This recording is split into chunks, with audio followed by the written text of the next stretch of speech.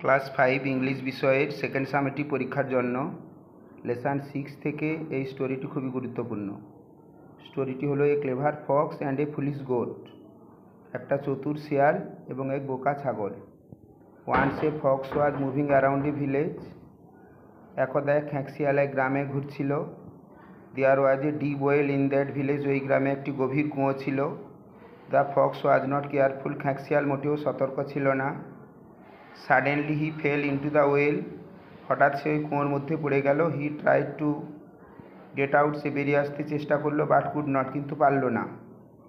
Suddenly a goat came near to the well. হঠাৎ একটি ছাগল সেই কুয়োর কাছে এলো। He asked the fox what he was doing inside the well.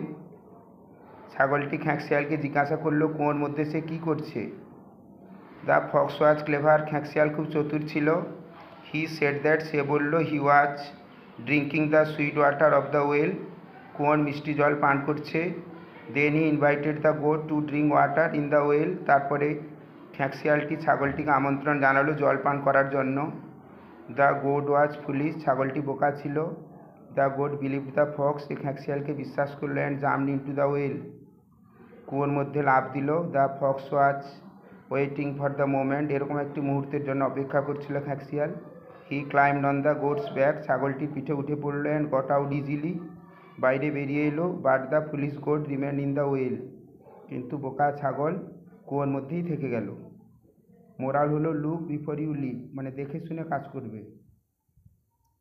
এরকম সুন্দর সুন্দর রাইটিং পেতে অবশ্যই চ্যানেলটিকে লাইক এবং সাবস্ক্রাইব করবে। Thank you.